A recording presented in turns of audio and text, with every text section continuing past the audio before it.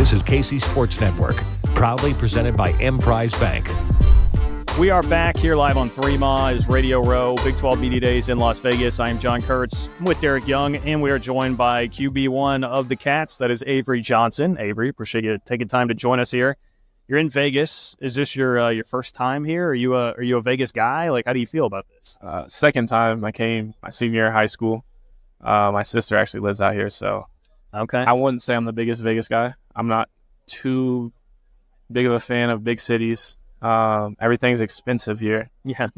And then it's like you can't really go to the casinos if you're not 21. So and I don't even like casinos because you just lose. It's like you lose money.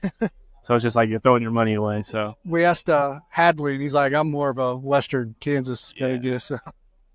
Yeah. Well, you got to play the NCAA video game though, right? So it can't be all bad. Yeah, it was fun. What was it like? Like, is it as good as the hype seems to indicate? It has. I don't know how to explain it, but it has more of like that college football feel to it. Like it's 14 than it does have a Madden feel.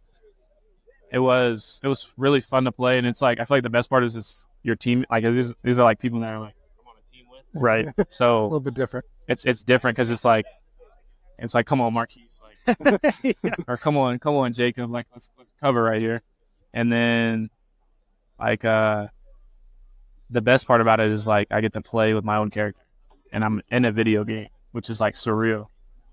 So what is your rating? We don't know our ratings yet. They didn't want to tell us our ratings because if we leak our ratings, then I guess the people can get in some trouble. Okay. So they wouldn't let us look, and they kind of had it like set up so like blocked to where you couldn't see your rating. What do you think your speed should be? Speed should be in the 90s. I know I'm not going to get a speed in the 90s.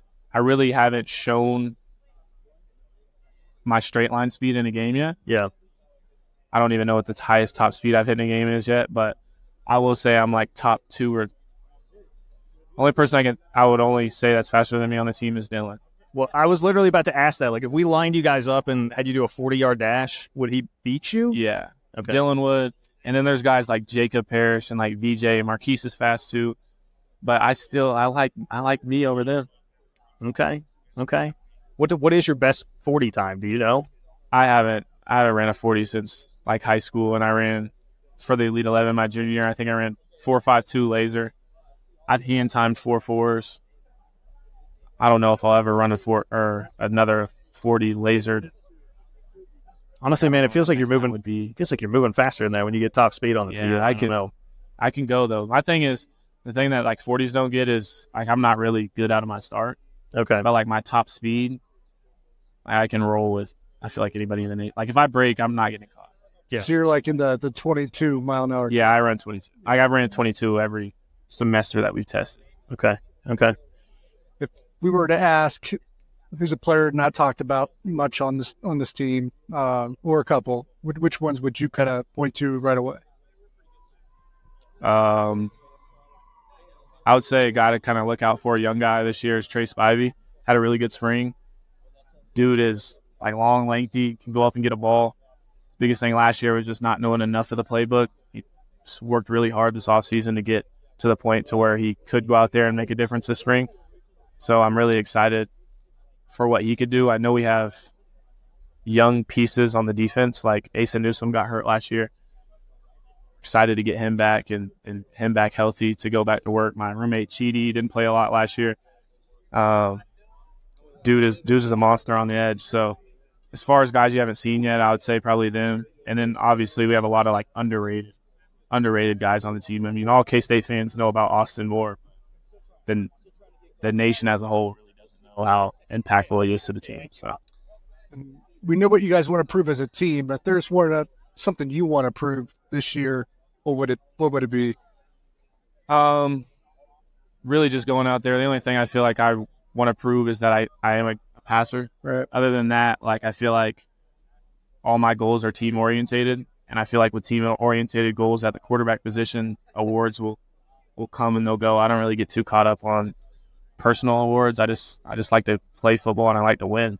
So if we go 13-0, however many games you play in a season, and I don't win a single award, I'll much rather take a win over a loss with a trophy. Does it get annoying to you seeing the criticism of, like, if you're on social media, like, hasn't proven he can throw the ball? It's annoying to us. I don't know if it's annoying to you or, like, you care about it. Yeah, I really don't get too caught up in the outside noise. I kind of just listen to what's in the walls of an ear. Yeah. I'm in my family, my close circle. But, I mean, I haven't really got the chance to open up and really throw the ball across the yard yet. So, I mean, there's really nothing I can do until I line it up and get to play a game. Yeah. Has there been anybody, whether it's a pro quarterback or someone else in college, that you have studied a lot lately to, like, kind of pattern your game off of? I watch a lot of quarterbacks, so I don't want to say I study guys, but I do, if that makes sense. Like, I don't want to mirror my game. I want to be my own player. I don't want to mirror my game after anybody and become some type of cookie cutter player. Yeah. But I really like to watch, like, Lamar Jackson, Aaron Rodgers, Patrick Mahomes. Like, I like to watch C.J. Stroud. Like, the best of the best quarterbacks in the NFL are guys I really like to watch just because of their mentality and their want to win. But growing up, I was a big Marcus Mariota guy. Okay. I really like to watch Marcus Mariota and Russell Wilson. Real quick, Patrick Mahomes, you got a picture with him. What did you guys talk about? Like, what did you hear from Pat when you were talking to him? It was really just small talk. Okay. He was saying, like, he saw my performance versus Texas Tech. He was congratulating me on that. So that was cool because, like, I don't really get starstruck around, like, famous people, if that makes sense. Like, I would very rarely ask somebody famous for a picture. And I had to ask Mahomes for a picture because, yeah, that's my favorite player of all time. And he's not even scratched it. Like, he's not even done yet. So hopefully we'll get together and be able to work out sometime next offseason. But great guy. You're playing a lot of new teams this year that you guys haven't seen before. How much do you look at those teams in the off season? And is there one where you kind of circle on the schedule, like, I can't wait for that one? I feel like the only teams we really looked at in the off seasons are the teams we're going to see this year. And then I know as we'll get deeper in the season, like, if it's a team that's not on our schedule that has an opportunity, that we have an opportunity to possibly meet in the Big 12 championship, then we'll start to raise our ears a little bit. But, like, right now we're just focused on UT Martin, and then we'll let all the other teams kind of fall in place after that. Take me back to the period when you find out about Colin leaving to go to Texas A&M. Like, how up in the air did things feel, or stressful, or what was it like for you during that time period? I feel like the most stressful thing for me is, like, it's kind of out of my hands. I don't know what he's going to do, but I love CK, and I really just want to know what's best for him. And we talked a couple times before he had made the full decision to leave. And he did what was best for him, what was best for his family. And I'm super happy for him, and I'm super happy that he has the opportunity to coach for Texas A&M. For me, it was really just, I wouldn't say too stressful for me because I knew what I wanted to do in my head, and the brotherhood and relationships that I built at K-State is just the place that I wanted to be. What's it been like working with Connor and Matt now as your offensive coordinator and kind of co-offensive coordinator there with those two? It's been a lot of fun because they come to me a lot and ask, what do you like? What do you not like? And I kind of get to put a little bit of my footprint into the offense, but they did a great job this offseason of figuring out, like, what are we best at? How can we simplify the offense? What pass concepts do we like? Do we not like? Stuff like that, so where the offense isn't overcomplicated and we don't just have stuff in it that we're never going to run. So it's been really, really good and a really fun off season, just kind of trial and error with him. You have Jace Brown, but they went and got Keegan Johnson a year ago, got Dylan Edwards. You already have DJ. Does it feel like they've really surrounded you with a lot of offensive talent at this point? For sure. I feel like my job this fall is going to be pretty easy. It's just going to be spit the ball to playmakers and let them go do their thing. And when it comes to what you've heard and now seen in terms of the design of what Connor Riley wants to do, have they kind of proven, we're about to see it, we haven't seen it yet, that they're not going to be just like this run-heavy team, but they really want to diversify the offense a bit more?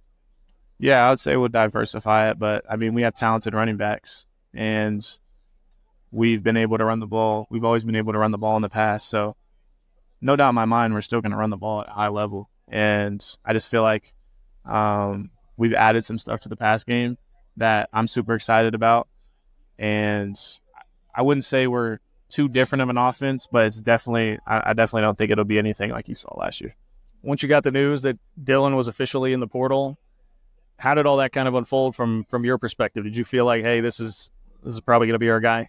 Yeah, right when he entered, I had to give him a call, talked him into coming that same weekend, and then Coach Kleiman just said, get it done. And, I mean, the rest is history. I'm super excited to be able to line it up with him as my teammate.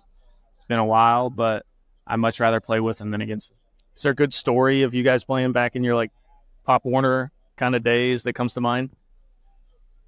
I mean, we always grew up playing together. I feel like the better stories are when we played against each other in high school. Okay. But because I mean, when we played together, like growing up, we used to dominate. We had a really good team. We probably had like 10 guys go Division I from my Little League team, which is weird to think about from being from Wichita. Yeah. But I feel like the more special moments and exciting moments were when we matched up against each other in high school. Yeah, those are some crazy games for sure. What is there something that stands out there, like a particular Dylan story from one of those games, the Mays Derby games? Just remember, so they would always run speed option or inside zone. Like he would get an inside zone and take it inside zone to the house. And then they would run speed option. But every time he'd motion out or go out, he would run a post. And I just remember when we were playing at Derby, can't remember if this is the year that we beat him or if we lost to him at Derby, but he motions out and takes the top off, post, scores a touchdown. And it was like, I remember the year we beat him my senior year. It was just like back and forth. Like we were going back and forth, back and forth, back and forth. And I don't remember how many touchdowns. I think he ended with like 4, 5 touchdowns. And I remember that game I had, like, it was like the best game I ever played in high school. I had like 7 touchdowns, and it was just all offense, both ways. And it was just, come on, no, you just had to be there. Yeah. It wasn't fun watching him score touchdowns, but I'm like, how do you stop that? Yeah. Yeah. No, I mean, it was sick. I remember watching the highlights of that for sure. What was your favorite play from last year? Is it like the Pop-Tarts Bowl touchdown where you're out on the move? Is it one of the Texas Tech touchdowns? I would say probably either my rushing touchdown from the Pop-Tarts Bowl or my throw to Jace, because my throw to Jace kind of sealed the game, and it's kind of a check that we made at the line of scrimmage. And it was just like, that's my guy, like putting it up, back shoulder for my guy to go make a play. Then we got the handshake, and he does his little celebration after. It kind of just like solidified the win to my first ever start. So what's that connection like between you and the receiver room right now? So it's a really good connection. Like we have a lot of fun. We all are next to each other in the locker room, and the guys will tell you like I'm super. I know when it's time to get to work, but I'm super like I don't even know what the word like. I wouldn't say laid back, but like just kind of like chill, and like I like to have fun. I think football needs to be fun. So I mean, I like to crack jokes, lighten the mood, stuff like that, and it's just fun to be around those guys. When it comes to some of that trash talk, who are the best ones on the team? People I talk with the most are probably Dez, VJ, and Marquise. And Marquise did already claim the title. Yeah, I would say it's probably Marquise, VJ, then Dez. So opposite of the order I told you in are the guys that I like to talk to the most on the defense. But I don't really talk that. And when I play games, I don't really talk that much. I just kind of go out there and get to work. Yeah. Avery, we appreciate it, man. Best of luck this year, and safe travels back to MHK. Thank you. All right, we have to tell you about our friends at Home Field Apparel. There is not any of it here because, we've got to wear these, like, stuffy threads like we're important people, That's why we got a polo. Derek's not wearing a Kentucky T-shirt, But we would if we could, because our friends at Home Field Apparel bring you the best college gear around. They have 50-plus K-State designs that you can get at homefieldapparel.com. They also have 100-plus other teams if you want to mix it up like DY. Derek, just for fun, do you want to throw out, like, if you could today, what shirt would you have been wearing? Like, what team would you go with? I'm trying to think of a Big 12 team that's here, went today that I have. Because I have Colorado and Baylor, but they go tomorrow. Oh, yeah. Okay. It is short. I don't know. I don't think I have it today. Oh, Derek would have been wearing K-State today, okay? Yeah, Cats. And if you use promo code 3MA24, yes, that's right. Updated now, 3MA24. You can get 15% off your first order at homefieldapparel.com. So make sure you get there and get the best gear around so that you look your best when you get to Bill Snyder Family Stadium. We appreciate you supporting KC Sports Network by listening to our podcast. You have helped us become the highest-ranked Chiefs podcast network in 2022 and 2023. And don't forget about our daily Substack newsletter, the best written analysis you can find on the Chiefs straight to your inbox every day. kcsn.substack.com. We are back live from Big 12 Media Days in Las Vegas. John Kurtz, Derek Young, now joined by Hadley Panzer from the K-State offensive line. We appreciate it, Hadley. This is quite a long way from Lake in Kansas, right, to be here in Vegas. How you feeling? Get a chance to come down here? I'm liking it. It's like I said, I would prefer Western Kansas, but it's not bad out here. As long as we stay inside, you don't have to be outside in the heat. Then that's all right. I know. I feel like, me and you are both pretty pale here, right? Like, we're at risk. Yeah, very at risk. Did you bring sunscreen with you? I didn't, no. Okay. They're in and out, though, right? You're leaving right after. Yeah, we're leaving right after. around. Yeah, so. Okay. Well, I've got some in my bag if you need it. That's okay. Hey, man, how are you feeling about the team? Like, within the walls of the complex right now, how are you guys feeling about the vibe of the team this year? I really like like you said, you mentioned the vibe. I like the vibe of the team that we have going on right now. And like I said, we're nowhere near perfect. But I think that what the next 3 weeks that we have, the next of just regular lifting and running and whatnot, and then we get into fall camp, is very important that we maximize this time that we have to iron out any details that we're missing and whatnot. But as far as the team goes, I really like where we're at. What about with the offensive line in particular? Because, there will be a lot of spotlight on you guys this year. Cooper Beebe, he was the guy for years on that offensive line. KT Leviston, he's playing in the NFL now. How do you guys feel about stepping up this year and kind of a different kind of pressure? Yeah, and the old saying that goes that, pressure creates diamonds. Pressure is a privilege. I think that we've taken a hold of that. But I would say that as far as myself, and I hope, a lot of the other offensive linemen would think that, you don't have to be the next Cooper Beebe. You don't have to be the next Christian Duffy. You don't have to be the next KT or Hayden Gillum. We need to go out there and be the best version of ourselves, because when you try to start doing things that you're not, then that's where you get in trouble. But if we're focused on going out there doing the things that we do at a very high level, then, yeah, we're going to be very successful. A lot of new pieces along the offensive line. Mm-hmm. For those that said this position is going to be a question mark this year for Kansas State, how would you defend that group, your group? I would say the same thing, that obviously we can sit here and talk about, the offensive line and whatnot, putting a question mark on it. That's fine and stuff like that. And rightfully so, people can say that. But until we get out there and show what we're capable of, I think that's the true answer right there. But like I said, I'll go back to it and just maximizing our time that we have right now and being the best versions of ourselves. So whenever it comes to, the first game that we're going out there, we're playing fast, we're playing physical, like we know how.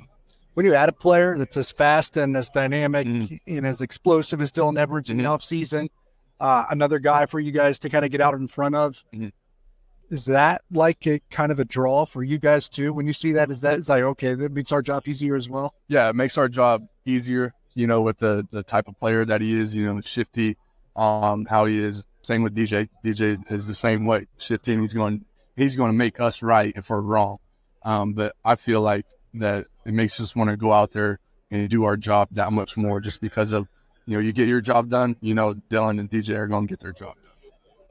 Yeah. With the offense and a guy like Avery, obviously a quarterback, and then you've got DJ, you've got Dylan, like it's got to be an offensive lineman's dream, right? If you're blocking for those guys, what they can do, yards after contact, just get them through a hole, they'll be gone. Like, what's it like blocking for a backfield like that? It's going to be a lot of fun, I think. And, just with Avery in the bowl game, the defense goes high and wide. He's going to step up, and you better be for the run too. But I think what people are going to see is that he can throw the ball as well, and it's up to us as an offensive line to let him sit in there in the pocket and deliver the ball down the field. But we all know that he can run. That's like I'll go back to and just say that doing our job is the main thing for us, just so that we can get the ball into playmakers' hands and let them do their thing. Is there almost a collaborative effort to prove as a team that Avery Johnson is more than just a runner? I would say so. I think it's just getting our wide receivers open. Like I said, letting them sit in there in the pocket, and then, keep him clean so that he can throw the ball down. Was there a moment either last year, this off season, where you were like, okay, yeah, this guy, this is who we need in the front of the room?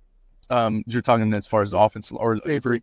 Yeah. I can go back to the bowl game, and as a true freshman kid to step into a quarterback into a position where there's not a lot of true freshmen, and to play as good as he did, I think that's a testament to him right there. And I think we collectively as a whole, we had a good game as an offensive line.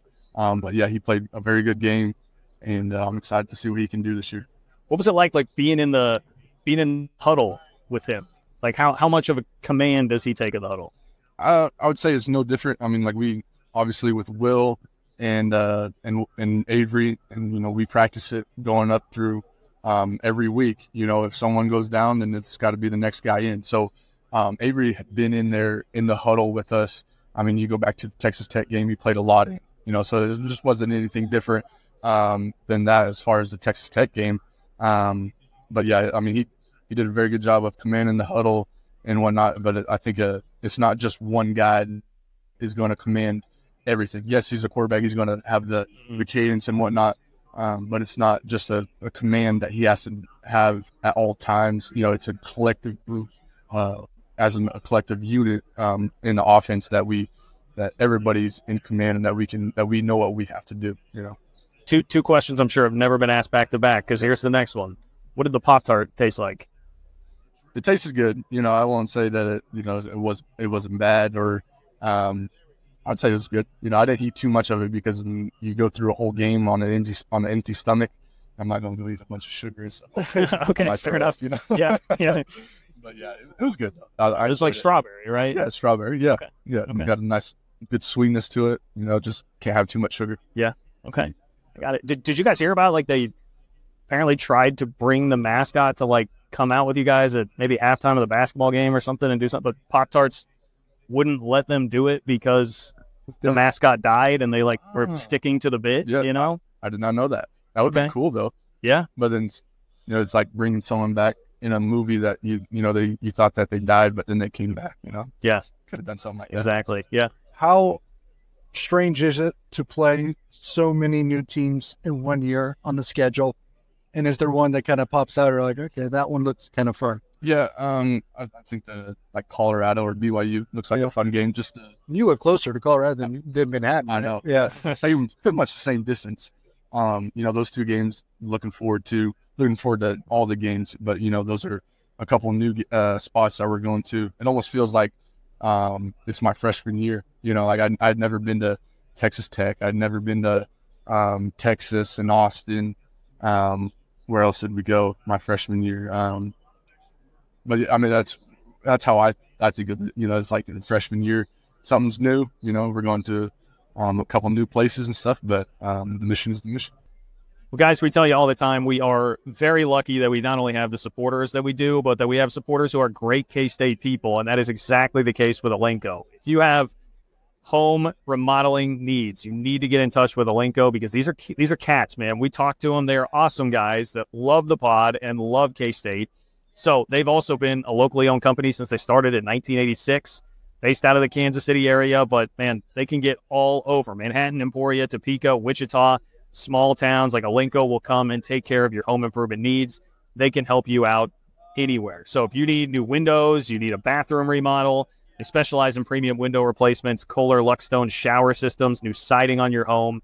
Elenco is the spot. Go to elencohome.com. That's ALENCO home.com, and check out all the services they offer, including free estimates.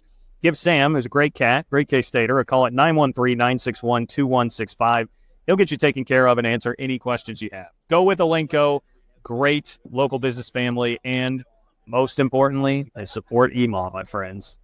We appreciate you supporting KC Sports Network by listening to our podcast. You have helped us become the highest-ranked Chiefs podcast network in 2022 and 2023. And don't forget about our daily Substack newsletter, the best written analysis you can find on the Chiefs straight to your inbox every day. KCSN.substack.com. I'm going to try to fact check myself because I was talking to them earlier. Were you a gray shirt, actually, initially? I think you're probably going to end up being like the last gray shirt in school history. I was a gray shirt, actually. Yes. Yeah. So kind of talk us through that and your evolution of your entire career to this point so far. Yeah.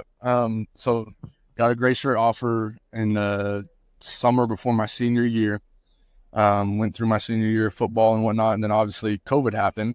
And from what I've heard, a normal gray shirt would still come to Manhattan, but they just can't do anything with the team for that first semester or that first fall. Right. And then it almost like they bump you back to a 2021 early enrollee. So that's basically what I was. So I got in January of 2021, went through the winter conditioning, spring ball, and then started in the summer, just like a normal incoming guy would and stuff. So it was very interesting, you know. During that time in COVID and stuff, and I wasn't up there in the summer. I wasn't up there in the fall.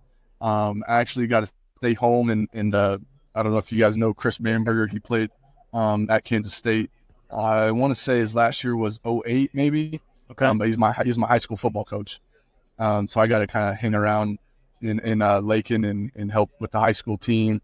I wouldn't call myself a coach, but I got to help a little bit. Stayed back and worked for my in-laws on the farm, earned a little bit extra money, and then got in there in the January 21 and been there ever since. So then you were a gray shirt, but didn't redshirt ever, right? Correct. Yes, sir. I played in very strange. 9 games my freshman year. Man, Very, very interesting. Yeah, you got a unique backstory here, man, with your career. Yep.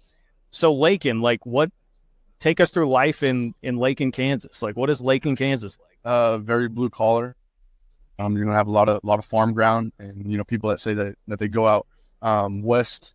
There, they know that there's not a whole lot. You know, you can see for miles. You know, I tell people, or some of the guys on the team that, you know, maybe don't know the geographic of what Lakin is, but from my house, you could look 30 miles south and see the town lights. You can look 30 miles east, see the town lights at night, you know, and same thing in the west, same thing in the north, you know, so it's very flat, you know, and whatnot. So that's sometimes hard for them to wrap their head around, but I wouldn't trade the small town life or anything. You know, I enjoy it. I enjoy the lifestyle that it comes with. I feel like it creates good football players, right? Yeah. Like it's going to make you pretty tough, right? Like you grow up kind of living the farm sort of life. You're going to be a pretty tough football player. Oh yeah, I would agree with that. Yeah, okay. You got to know how to work, you know, and that's what a lot of the college football is. You know, you can have talent, but you got to have work ethic.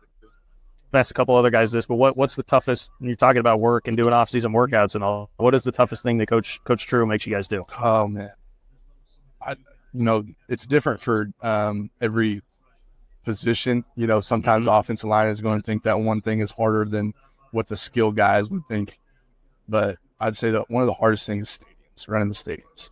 Yeah, I don't know if I'm not good at it or what it is, but man, I just dislike the stadiums very much. Yeah. Hey, I saw the picture of you guys all at Connor Riley's house the other day, right? Yeah. Like a barbecue or something. Yeah. Who throws down the most food at a barbecue out of the? Man, that's a good question. I know Andrew Linegang could probably eat some. Michael Capria, John Pastore. I think all three of them, they could probably put down some food. Okay. Speaking of Connor Riley, he's now your offensive coordinator. Mm-hmm. How much does that change, like his day-to-day working with you guys on the offensive line? I've been asked that here today a couple times, and I just say that there's no difference in it. You know, Coach Riley is going to be Coach Riley every single day. There's not going to be someone different just because he's the offensive coordinator now. And, you know, yes, he may have to go do some other things in practice where he's going with the quarterbacks in 7-on-7. But I think that's where we come in as leaders of the offensive line, as leaders in the offensive unit, and to have no slack in it. You know, that it's upon us that when he's not there, that we're holding the standard that he has set for us in the offensive line. Yeah, how have you seen him do as the offensive coordinator so far? Like, what are you seeing out of him? I love it. You know, he's doing a very good job. He listens to what we have to say, our opinion. Obviously, he's going to make the call on what's going to happen, but he I think he does a great job of asking us, what we like, what we want to run, what we want to run more of, and then he takes that into consideration. Like I said, he has the final say, but he's done a really good job. All right. Appreciate you, Hadley. Best of luck, man. Take care. Thank you guys for your time.